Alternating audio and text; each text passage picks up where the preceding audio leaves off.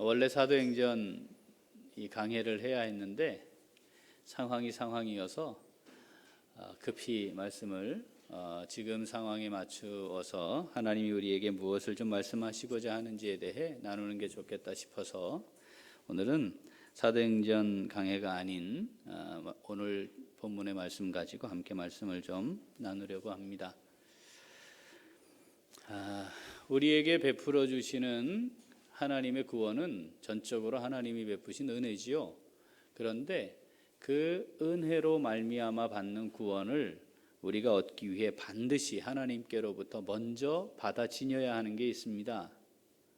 그게 뭐죠? 믿음입니다. 우리에게 믿음이 없다면 구원받을 수가 없죠. 그런데 그 믿음마저도 하나님이 우리에게 주시는 은혜의 선물이기 때문에 우리에게 믿음이 생기고 그 믿음을 따라 구원의 은혜를 누리게 되는 겁니다. 그러니까 예수 그리스도를 믿는 삶, 그것을 다르게 표현하면 뭐죠? 신앙 생활 이렇게 얘기하잖아요. 그러니까 신앙 생활을 우리가 지금 하고 있는 사람들이고 신앙 생활의 근거가 믿음이라면 다양한 환경이나 삶의 상황들 속에서 신앙 생활을 한다는 게 도대체 무엇인가? 자, 이것에 대한 기준을 다시 한번 오늘 말씀을 통해 한번 확인해 보려고 합니다. 교회 생활을 할 수도 있어요. 종교 생활을 할 수도 있어요. 신앙 생활이 아닐 수 있다는 이야기입니다. 오랜 세월 교회를 다니고 교회에서 무엇인가 일을 한다 하더라도 자칫하면 그것이 신앙생활이 아닐 수도 있다는 사실을 우리는 주님의 말씀을 통해 잘 알고 있습니다. 선지자 노릇도 하고 능력도 행하고 귀신도 쫓아내는 웬만한 신앙을 가진 사람들은 엄두도 낼 수 없는 일들을 한 사람들이 있었습니다. 그러나 그들을 향해 주님이 하나님의 뜻대로 행하지 않는 자라고 말했죠. 무엇을 의미합니까? 신앙생활이 아닌 교회생활, 신앙생활이 아닌 종교생활이 될 수 있다는 것을 성경은 누누이 말씀하고 있고 실제로 주님이 이 땅에 다시 올 때에 믿음을 볼 수 있겠느냐라고 주님이 말씀하셨다는 것도 우리는 늘 염두에 두어야 합니다. 어떤 것이 죄입니까? 어떤 게 죄인가요? 로마서 14장 23절 한번 읽어보겠습니다. 로마서 14장 23절 의심하고 먹는 자는 정죄되었나니 이는 믿음을 따라하지 아니하였기 때문이라. 믿음을 따라하지 아니하는 것은 다 죄니라. 무엇이 죄입니까? 죄로 정해져 있는 것을 행하면, 해야 할 일을 하지 않으면, 하지 않아야 할 일을 행하면 죄입니까? 맞습니다. 그것도 죄입니다. 그런데 하나님의 관점에서의 죄는 뭐라고요? 믿음으로 잘 판단해서 했느냐라고 말씀하신다는 겁니다. 이게 뭐 큰 문제가 있겠나? 또는 그래 그렇게 다 하는 거지 라고 하는 일들 가운데도 심지어는 뭐까지도 먹는 문제까지도 믿음을 따라 행하지 않는다고 하면 그것을 성경은 죄다. 하나님은 그것을 죄로 여기겠다고 말씀하시는 것을 기억해야 합니다. 우리가 마스크를 쓰고 예배를 드려야 하는 이제 상황입니다. 일부 성도님들은 울산에도 지금 확진자가 나왔느니 그렇지 않느니의 문제로 오늘은 예배에 참석하지 않는 게 좋겠다는 결정을 하고 교회도 그렇게 하는 게 좋겠다라고 이야기해야 하는 상황이 되었습니다. 성지순례를 27일 날 출발했어야 하는데 이걸 가야 되느냐 말아야 되느냐 논란이 많이 있었어요. 성지순례에 가서 코로나가 걸려온 게 아닙니다. 제가 그 얘기를 처음 시작할 때 그걸 걱정할 게 아니고 이스라엘이 코로나가 확산되고 있는 우리를 안 받아줄 걸 걱정해야 된다. 지금 할 수만 있다면 거길 가야지. 안전한 곳인데 그곳이. 어젯밤에 통보 왔어요. 입국 안 된다고. 우리가 지금 이런 상황들이 단순히 코로나 지금 이 바이러스만의 문제가 아니고 우리가 살아가는 인생의 전체 삶의 여정 가운데 이런 상황들은 반복될 것이기 때문에 정말 신앙생활을 한다는 게 무엇인지에 대해 이 시점에서 하나님의 말씀을 함께 좀 나누면 좋을 것 같습니다. 잘 알고 있는 대로 믿음에 대한 말씀을 잘 알고 싶다면 히브리서 11장을 읽어보면 됩니다. 그래서 오늘은 이 말씀을 통해서 우리가 가지고 있는 믿음은 무엇이고 그 믿음을 따라 살아간다는 신앙생활은 어떤 것인지 오늘 하나님의 음성을 함께 듣고자 합니다. 자, 신앙생활이란 어떤 것입니까? 자, 첫째. 다시 한번 첫째. 하나님의 의지에 굴복하는 것. 이건 믿음이 없이는 가능하지 않습니다. 내가 믿음이 있는가? 그래서 그 믿음을 따라 신앙생활을 하고 있는가? 그거를 확인하고 싶다면 하나님의 의지라는 것이 내 삶의 중심이 되어 있는가를 살피면 됩니다. 무엇인가를 생각하고 판단하고 행동할 때에 하나님의 의지는 무엇인가를 살피는 겁니다. 히브리서 11장에 기록되어 있는 수많은 위대한 인물들이 있지만 그 위대한 인물들이 삶이 온전했다고 성경이 기록하지 않습니다. 오히려 많은 부분 그들의 삶을 성경이 기록하면서 그들은 약한 존재였다, 허물이 있는 존재였다, 심지어 범죄했고 하나님 앞에 하나님의 긍휼히 여기심을 받지 않고서는 살아갈 수 없는 존재였다고 기록합니다.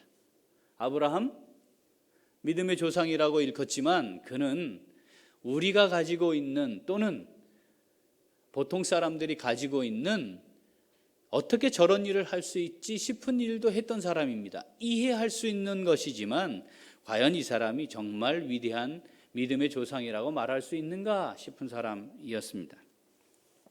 하나님의 약속 앞에 웃었습니다. 스스로 판단하여 이스마엘을 낳았습니다. 그리고 자기가 살겠다고 아내를 다른 남자에게 넘겨준 인물입니다. 노아, 마지막 한 사람으로 남아 있을 수 있었던 믿음의 사람이었죠. 그런데 그가 홍수 후에 술에 취했고 자식을 저주하는 아비가 되었습니다. 모세, 믿음의 인물이죠. 위대한 지도자입니다. 예수님의 모형이 되었던 사람입니다. 그런데 그가 하나님께서 자신을 사용하실 것을 믿고 살았지만 결국은 사람을 죽이는 자리에 이르게 되었고 출애굽의 위대한 40년 여정을 이끌어갔지만 하나님께 순종하지 못함으로 가나안에 들어가지 못하고 죽게 되었다고 성경이 기록합니다. 모든 사람들이 하나님 앞에 온전할 수 없습니다. 다 약한 부분이 있고 허물이 있고 실수하며 삽니다. 때로는 범죄하고 살아가지요. 그런데 하나님이 이 사람들을 통해 어떻게 하셨는가를 성경에 기록해 놓으신 겁니다. 그런 사람이지만 그들이 무엇을 따라 행했을 때? 믿음을 따라 행했을 때 하나님의 위대한 일을 이루어가는데 선한 도구가 되었다라는 걸 성경이 기록하는 것이죠. 자, 이런 사람들이었지만 그들이 어떻게 하나님의 위대한 일에 쓰임받을 수 있었느냐? 하나님의 의지를 알았을 때 굴복했다는 겁니다. 그게 그들의 의지로 되었느냐? 아니라는 겁니다. 무엇이 그걸 하게 했다는 겁니까? 믿음이 그렇게 하게 했다는 거죠. 이 사람들의 면면을 보면, 이 사람들의 수준을 보면, 이 사람들의 상태를 보면 택도 없는 인간들인데 어떻게 그들이 그렇게 할 수 있었느냐? 무엇이 그걸 하게 했다? 믿음이 그걸 하게 했다는 겁니다. 그 믿음을 내가 너희에게도 주었다. 이 성경을 읽으면서 하나님이 그걸 깨닫기를 원하시는 거죠. 이런 사람들, 그 사람들에게 내가 믿음을 주었고 그들이 그 믿음을 따라 행했을 때 이렇게 하나님의 위대한 일을 이룰 수 있었단 말이다. 그 믿음을 내가 너희들에게도 주었다. 그러니 너희도 믿음을 따라 행하면 너희들이 보잘것없고 별것 아니고 허물도 많고 실수도 있으나 그러나 내 일을 너희를 통해 그 믿음으로 내가 이루게 하겠다는 걸 좀 제발 좀 보면 좋겠다고 말씀하시는 거죠. 그 믿음이 아브라함으로 하여금 갈 바를 알지 못하지만 순종하여 하나님의 의지에 굴복하여 나아가게 했습니다. 그 믿음이 노아로 하여금 아무 징조도 보이지 않지만 언제일지 모르지만 홍수를 대비해 하나님의 명령에 따라 방주를 예비하였습니다. 그 믿음이 80세 된 노구를 이끌고 전적으로 하나님을 의지해 광야 40년의 여정을 시작하게 하였습니다. 바로 앞에 두려움 없이 나가게 만들었다고 성경은 기록합니다.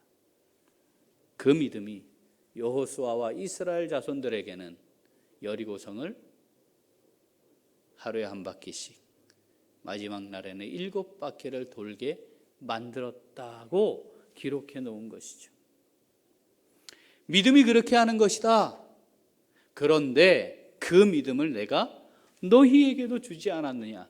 너희가 이미 그 믿음을 지니고 있는 것 아니겠느냐? 그러므로 이 일을 읽고 이 일을 보고 이 글을 읽고 이 말씀을 따라 너희가 믿음으로 행하면, 신앙생활하면 내가 너희의 삶의 주인이므로 믿음으로 살고자 하는 너희를 통해 내가 나의 일을 이루어 갈 것이다.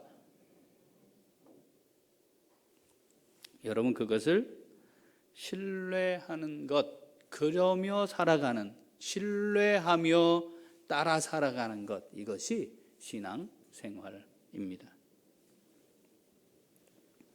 하나님의 의지가 있습니다. 여러분, 놓치시면 안 됩니다. 나의 의지보다 하나님의 의지가 먼저여야 합니다. 하나님이 원하시는 것은 뭘까? 이것을 살피고 돌아보는 훈련이 안 돼 있으면 여지없이 순간적으로 모든 판단이 나의 의지가 먼저 앞서게 될 것이고, 주저함 없이 내가 가지고 있는 의지, 내가 가지고 있는 판단에 따라 그냥 그렇게 생각하고 행하며 살아가게 될 것입니다. 그러다 가끔 한 번씩 하나님이 내 삶과 관계에 있는 것처럼, 또는 교회 생활하는 것이 신앙생활의 전부인 것처럼 착각을 하며 살게 되겠지요. 신종 코로나 이 사태의 주권이 누구에게 있습니까? 31번 환자입니까? 여러분, 그렇습니까? 우한시, 중국의 우한시입니까? 중국 저 빌어먹을 놈들, 그렇습니까? 울산에 확진자가 생겼다는 보도가 이제 나왔어요. 구영리에 살고 있다면서요. 대구를 갔다 왔고. 울산에 코로나가 전염된 건 그 사람입니까? 그 사람 탓입니까?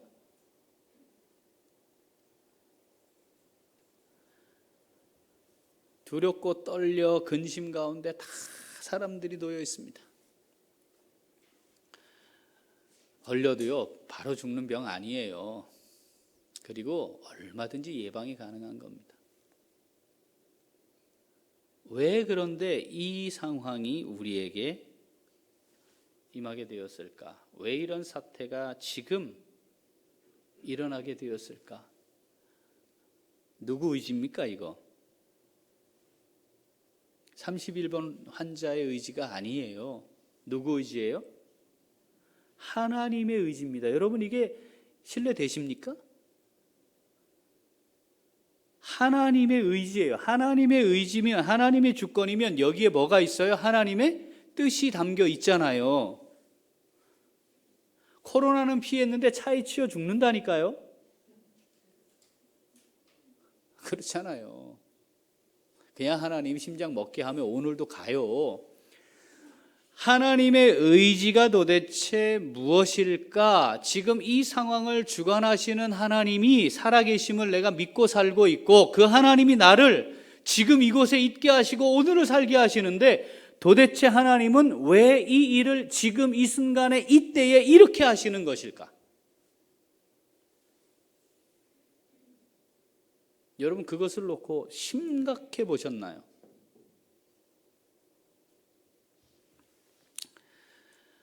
자, 오늘 예배를 드리지 않겠다는 교회가 좀 있는 것 같아요.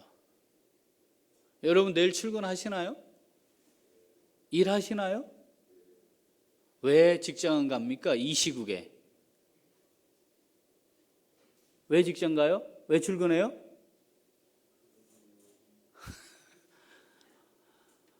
아니, 그렇다고 제가 어떤 분에게 물어봤어요. 이렇다니, 아이고, 쉽게 나오는 답은, 아이, 그래도 생활을 포기할 수는 없잖아요. 맞아요. 그걸 포기할 수는 없죠. 그러니까 조심하고 주의하면서 합니다. 예배를 드리는 건 포기해도 되는 일이에요. 직장을 가는 거는 포기할 수 없어요. 왜냐하면 생활이니까. 그걸 놓을 수는 없어요. 그런데 예배를 드리는 건 가끔 한 번씩 놓아도 되지요. 먹고 사는 건 포기할 수 없어요. 그런데 예배하는 건 그럴 수도 있어요. 이 땅의 전염병이 밝혀지지 않은 이름의 전염병들이 수없이 많았습니다. 여러분, 대한민국에 이름 모를 전염병이 창궐하고 의료기술, 의학이 존재하지 않을 민간요법에 의한 또는 한방에 의해 있을 그때에 수많은 선지자들이 이 땅에 와서 전염병과 싸웠습니다. 그 안에 와서 수없이 많은 복음을 위해 이 땅에 와 피 흘려 우리가 오늘 예배하게 된 거예요. 그들은 복음 때문에 전혀 연고도 없는 낯선 이곳에 와서 그렇게 했는데, 우리는 이 땅에 살고 있는 사람들인데 어떻게 하면 이 코로나 바이러스에 의해 우리의 생명이 주관되는 게 아니고 하나님이 우리의 삶의 주권자이시자 이 모든 것들의 주인이 하나님이시므로 이럴 때일수록 하나님께로 돌아와야 합니다라고 이야기해야 하는 그들이 바이러스를 무서워 하나님을 내려놓기로 결정을 하는 겁니다. 극단적인가요? 때로는 믿음이 극단적입니다.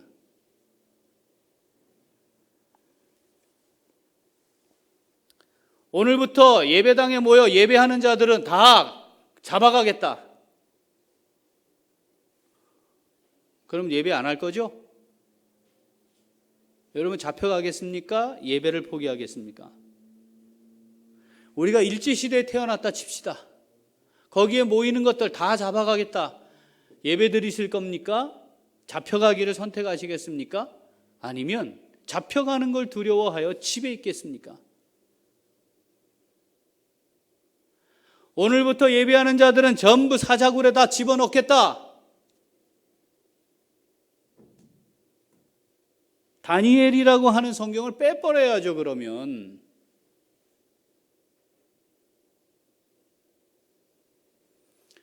주일날 부장님이 등산 가잔다. 여러분, 어떻게 해야 돼요?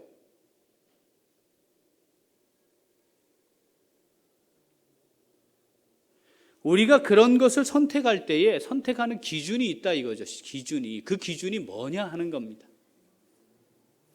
하나님의 의지에 대한 믿음의 반응인가? 네?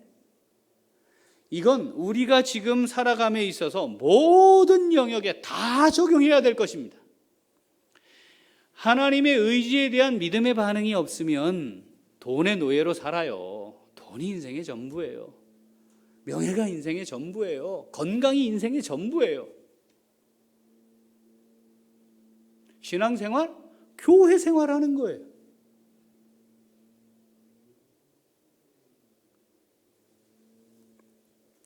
예방수칙, 여러분 마스크 쓰고요, 손 잘 씻고 또 소독제 바르면 전염되지 않아요, 이병. 그리고 27도만 되면 이 바이러스가 더 이상 활성화되지 않기 때문에 따뜻한 물을 마시래요. 오늘 따뜻한 물이에요, 이게. 그럼 되잖아. 우리 몸에 암세포가 좀 수도 없이 많거든요. 이게 하나 딱 커지면은 암인 거예요. 그게 뭐. 우리가 해야 할 일을 최선을 다해서 하자. 오케이. 대구는 좀 상황이 심각하니까 혹 만에 하나 천에 하나 만에 하나 저 교회 때문에 저렇게 됐다. 이건 우리가 어떻게 돼 고민하는 거 이해할 수 있어요. 이게 당장 걸리면 전염도 예방할 수 있지만 걸리면 당장 심각한 문제가 되는 것도 사회적인 정서가 그러하지 그렇지 않잖아요. 정말 이것이 우리가 주일 예배, 하나님께 예배하는 것마저 포기해야 할 만한 일인가? 하나님의 의지는 도대체 뭘까? 여러분 그걸 전제로 판단해야 된다. 그게 뭐다? 신앙 생활이다. 자, 이 말씀을 한번 우리의 삶에 한번 적용을 좀 또 해보려고 해요. 예방수칙 뭐예요? 예방수칙 마스크 씁시다. 손 소독 잘 합시다. 자주 손 씻읍시다. 이건 접촉 감염이니까.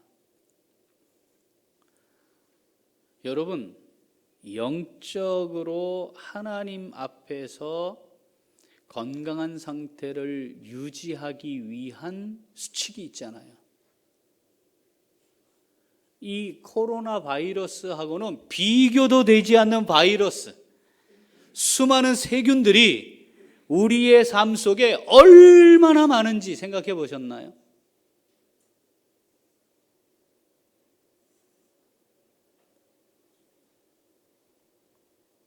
그것에 감염되지 않도록, 아니 잠재적으로 보유하고 있는 자인데 언제든지 내 입술로 튀어나오거든요. 이게 우리 안에 육신의 소욕이라는 바이러스가 우리 안에 가득 차 있어요. 이게 언제 어떻게 어떤 경로로 튀어나올지 몰라요. 그게 말입니다, 이 신종 코로나19 이것이 튕겨서 비말, 침에 의해서 있다가 길게는 2시간까지도 생존하는 얘가 또 옮기고 또 옮기는 것처럼 우리의 입에서 튀어나오는 수많은 육신의 소욕에 의한 것들이 얼마나 많은 사람들을 감염시켜 왔는지, 감염시키고 있는지. 예방수칙 마스크 쓰고 또 씻고 소독하고 또 씻고. 그런데 놀랍게도 우리는 그 바이러스들이 최고로 활성화되어서 할 수만 있으면 수시로 우리를 전염시키는 그 현장에 들어가 살고 있는 겁니다. 그런데 마스크 쓰지 않아요. 손 씻지 않아요. 당신 지금 코로나 바이러스 걸린 사람이야. 왜 이래 이거 하지 않아요. 함께 그들과 함께 말도 나누고 생각도 나누고 이게 하나님의 의지에 합당한 건지 하나님이 원하실 것인지 전혀 생각지 아니한 채 내가 하고 싶은 대로 마음과 육체가 하고 싶은 대로 막 하고 살아요. 하나님께서 우리를 영적인 수없이 많은 바이러스 가운데 두셨다는 걸 깨닫는다면 이 코로나 바이러스가 우리에게 하나님의 귀한 교훈이 되는 줄 믿습니다. 예방수칙, 신앙생활의 예방수칙, 이거 잘 지니며 살아야 해요. 뭡니까? 하나님의 말씀을 묵상하고 하나님께 기도하며 사는 겁니다. 하나님과 교통하며 사는 겁니다. 그럴듯하게 교회 예배를 참석하는 것만으로 안 된다는 것을 꼭 기억해야 합니다. 세상은 이렇게 심각하고 위험하고 난리지만, 그런데 뭐는 포기하지 말아라? 먹고 사는 건 포기하지 말아라. 돈 버는 일은 포기하지 말아라. 여러분, 서울 지하철 운행 중단해야 돼요. 대구 지하철 운행 중단해야 돼요. 버스 다니면 안 돼요. 저 KTX 타고 모임 올라가는데 KTX 타면 안 된대. 운전하러 갔다 오면 피곤해서 안 돼요. 타잖아요. 좌석이 없어요. 표가 없어요.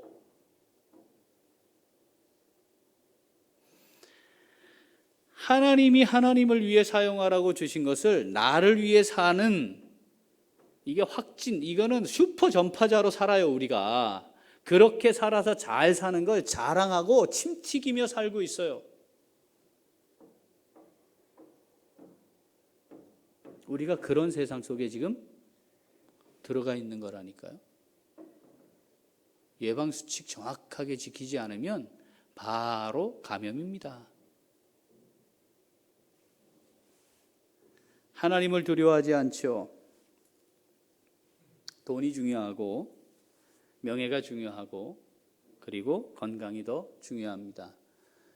그걸 위해 하나님이 있어야 되는 사람들로 사는 건 신앙생활이 아닙니다.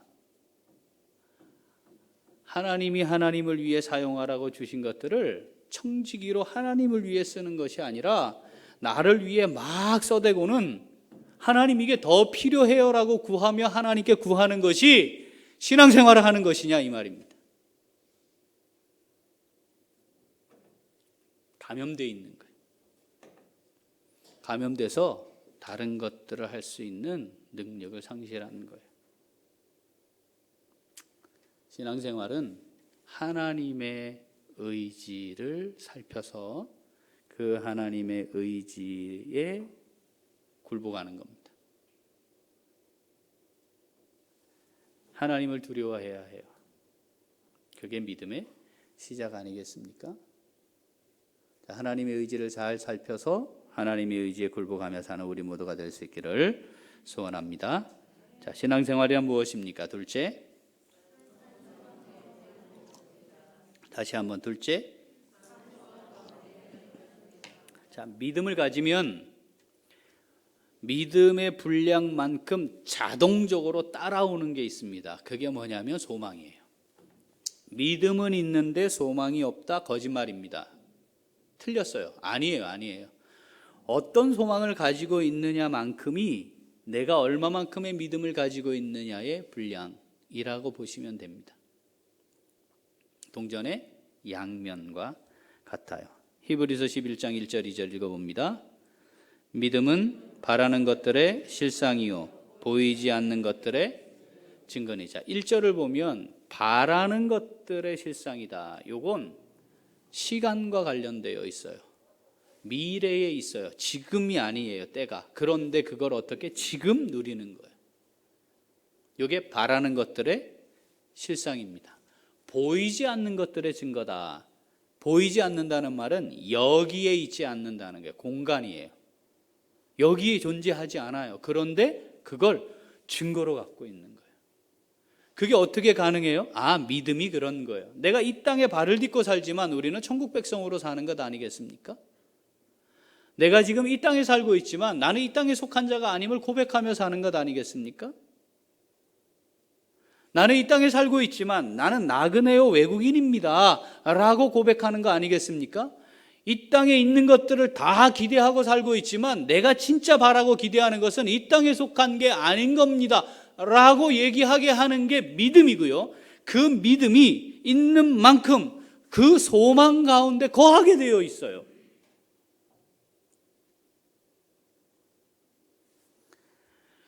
결국은 신앙생활이란 소망 가운데 사는 것을 의미합니다.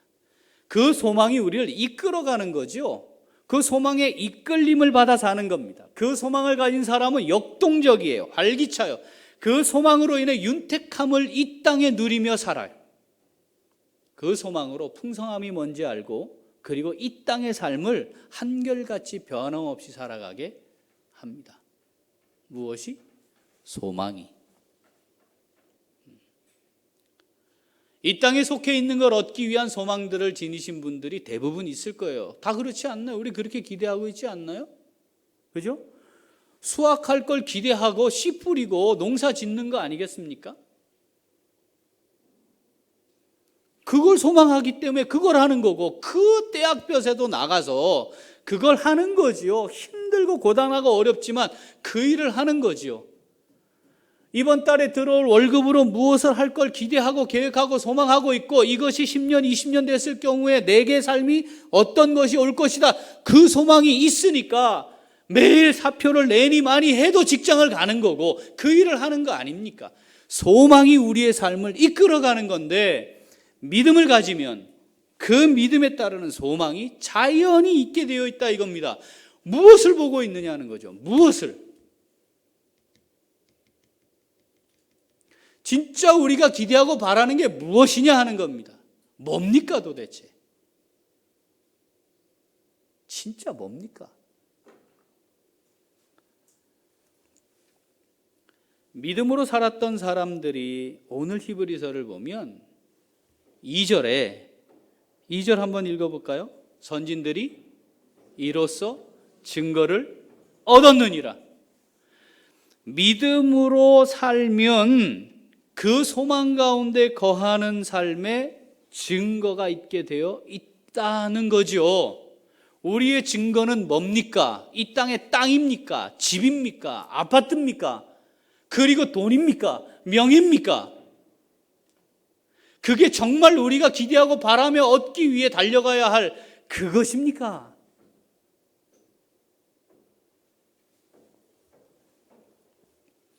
이 땅을 살아가는 동안 정말 다양한 일들을 만납니다. 지금의 이 코로나 바이러스뿐 아니라 여러분, 우리나라의 역사를 봐도 100년 이내에 엄청난 일들이 있었습니다. 일본에 강제 점거가 있었고, 강점기가 있었고, 한국전쟁이 있었죠. 월남전이 있었죠. 민주화 운동이 있었죠. IMF 있었죠. 아주 굵직하고 큰 이 나라가 진짜 더 이상 이 나라가 존재할 수 있을까 싶은 일들, 큰 일들이 많았습니다. 그런데 여기까지 왔어요. 질병, 전염병, 사스도 있었어요. 신종플루 있었어요. 메르스도 있었어요. 메르스는 걸리면 치사율이 40%였어요.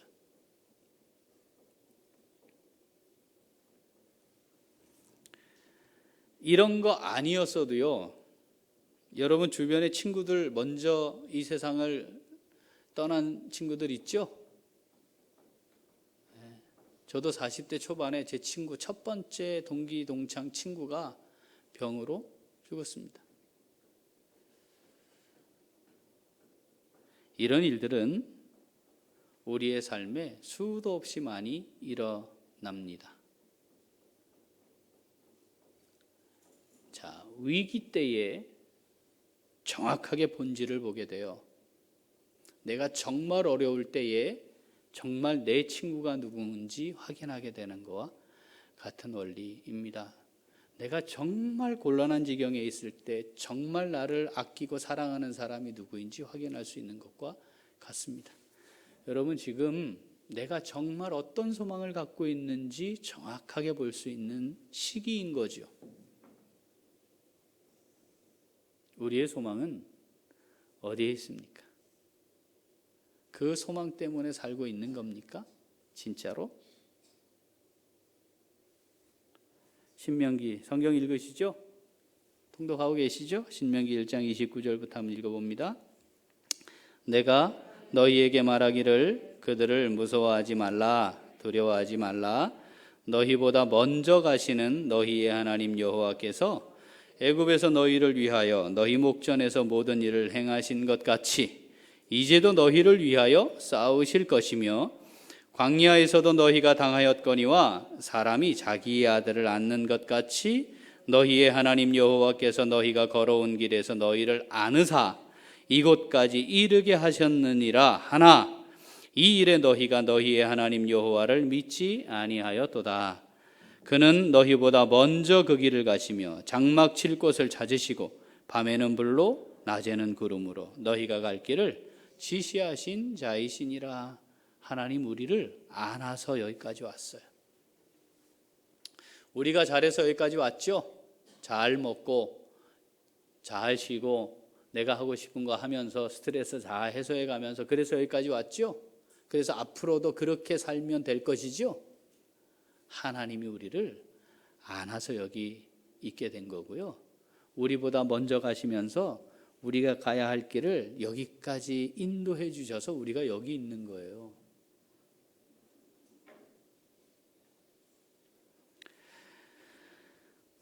하나님께 소망이 있다는 것, 이 시점에 하나님께 소망이 있는 사람입니다. 이걸 우리가 어떻게 표현할 수 있을까? 그 소망은 우리로 하여금 지금 이 상황에 무엇을 생각하게 하고 어떻게 해 살아가야 할까? 우리를 이끌어가나 그 소망이. 로마 시대를 보면 사실은 과거에는요 수없이 많은 전염병이 있었어요. 여러분 이 손을 씻는 거, 어제 우리 김영주 집사님과도 잠깐 말씀 나눴지만 여러분 손을 씻는 거, 이게 감염을 차단해 주는 거라는 사실을 1860년대에 알았다니까요. 의학적으로. 여러분 이해가 되세요? 그 전까지는 병원에서 병 걸려 죽은 거예요. 예를 들면 이쪽 사람 환자를 치료하고 그걸 그대로 이쪽 사람을 또 치료해서 이 사람의 병이 이 사람으로 감염되는 거였어요.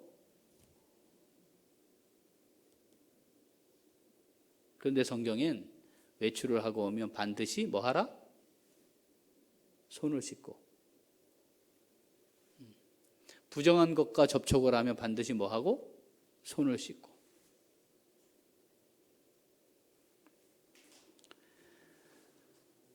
하나님께 소망이 있는 사람들이 로마 시대에 어떤 일을 했느냐면 전염병이 돌아서 수많은 사람들이 죽어요. 그 죽고 나면 어떻게 해야 돼요, 여러분?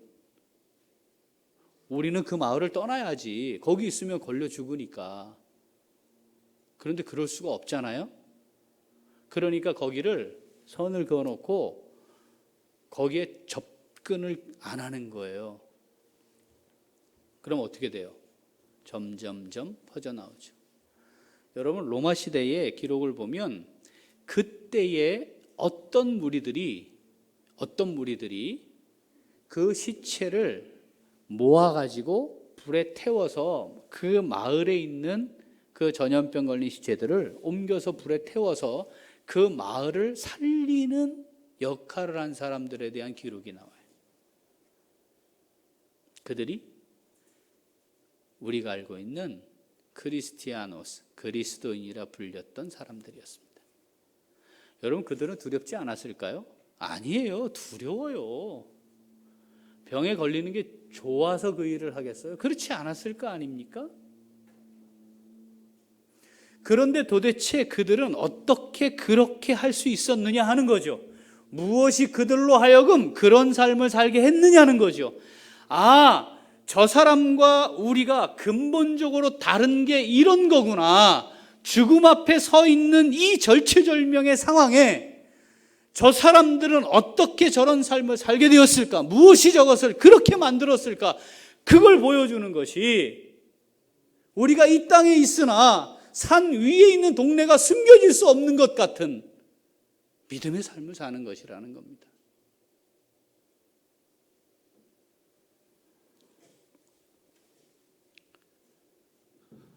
지금 이 시점에 우리가 할 수 있는 일은 뭘까? 우리가 해야 하는 일은 또 뭘까? 우리가 가지고 있는 믿음과 그로 말미암는 소망이 우리에게 주는 삶에 이 세상에 속한 자들과 건강을 잃으면 모든 걸 잃어버리고 삶이 끝나면 끝나는 것처럼 살고 있는 소망 없는 이 세대를 향해 우리가 보여줄 수 있는 건 도대체 뭘까? 이걸 고민할 수 있는 교회가 소망 가운데 있는 교회입니다.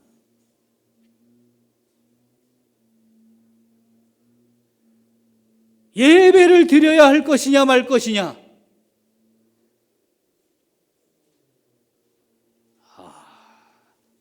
고린도후서 13장 5절 같이 읽어보죠. 너희는 믿음 안에 있는가? 너희 자신을 시험하고 너희 자신을 확증하라. 예수 그리스도께서 너희 안에 계신 줄을 너희가 스스로 알지 못하느냐. 그렇지 않으면 너희는 버림받은 자니라. 시험하는 과정입니다. 여러분, 하나님이 돈을 주고 이 돈의 메인자로 살 것이냐 시험하시는 거예요. 아들을 주고 네가 나보다 이 아들을 더 귀히 여기는가 시험하시는 거예요. 하나님이 건강을 우리에게 주시고 네가 나를 위해 살 거냐 건강을 지키며 사는 걸 택할 거냐 하나님이 시험하시는 거잖아요. 5달란트를 맡겨주시고 어떻게 하는지 충성되게 하는지 보시는 거잖아요. 믿음 안에 있는가? 시험해야죠. 그리고 확증하며 살아가야죠. 생명의 주권이 코로나 바이러스에 있는 게 아니잖아요. 하나님께 있지. 우리의 인생이 하나님 손에 달렸지. 우리 교회의 미래가 하나님께 달린 거지.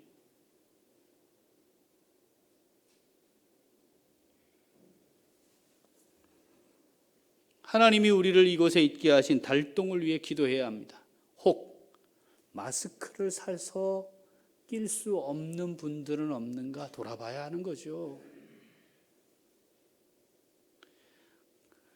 정말 두려움과 공포 속에 있는 사람들에게 우리가 가지고 있는 이 모든 걸 초월하고 살아갈 수 있는 산소망이 무엇인가를 우리가 보여주어야 하는 거죠.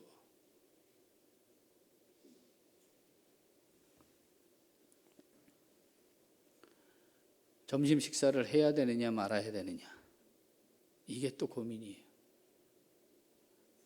구역 모임이나 이건 마스크 쓰고 하면 되니까 괜찮은데, 이 밥 먹으려면 마스크를 벗어야 돼. 그럼 막 밥 먹으면서 막 튀니까 이거 어떡하지?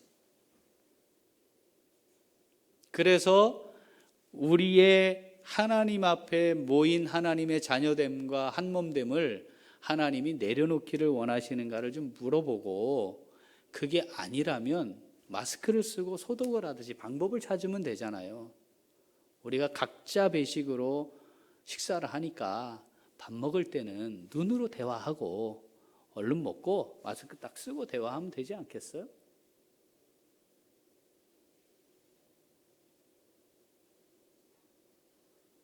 밥도 먹지 말아야 할 만큼 심각한 거예요, 진짜로? 그래요?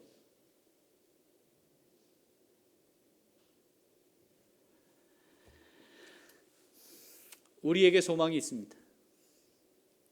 어떤 소망이 있어요? 하나님이 우리의 삶을 책임지신다는 소망이잖아요. 그렇잖아요. 하나님의 주권에 의해 하나님이 하실 겁니다. 우리가 믿는 거잖아요. 우리가 할 일을 포기하자는 이야기를 하고 있는 게 아니잖아요. 그렇죠? 더 중요한 가치가 항상 있는지 살펴서, 그리고 하나님의 의지는 무엇인지 잘 살펴서 신앙생활 합시다. 그리고 우리가 정말 신앙생활을 하는 사람이라는 것이 확인될 수 있는 때이고, 이 세상을 향해 그렇구나, 저 사람들은 전염병이 돌고 있는 이때에 그 전염병의 근원되는 시체를 치워낼 수 있는 사람들이구나.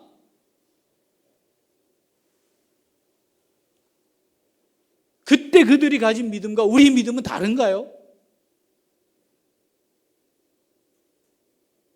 다 두려워 떨고 있을 때 소독제 들고 내가 내 돈을 들여 소독제를 사서, 요새는 티슈로 된 소독제도 있다 그래요. 우리 정기훈 전사님 열심히 닦고 다니세요. 하여튼 괜찮습니다. 그런데 말이죠, 이 바이러스, 이것이 우리의 삶을 결정하는 게 아니에요. 두려우십니까? 예수 믿으세요. 참된 평안을 누리실 수 있을 겁니다. 예수 믿으세요. 이것보다 더 치명적인, 우리를 심판으로 이끌고 가고 있는 수없이 많은 바이러스, 우리 삶의 영적 바이러스들이 있어요. 혹시 아세요? 예수 믿으십시오. 이 땅에서 한 바이러스 다 피하고 살아도 30년밖에 안 될 것 같아요. 그 이후의 삶은 준비하고 계시나요? 저와 함께 천국 가시면 좋겠어요. 예수 믿으세요. 하나님이 오늘 우리 예배하고 나면 이제 보내실 거예요. 그죠? 그 자리가 신앙생활하는 자리입니다. 우리가 가지고 있는 소망이 얼마나 멋지고 위대한 것인지 멋지게 선포하며 살아가는 우리 모두가 될 수 있기를 소원합니다.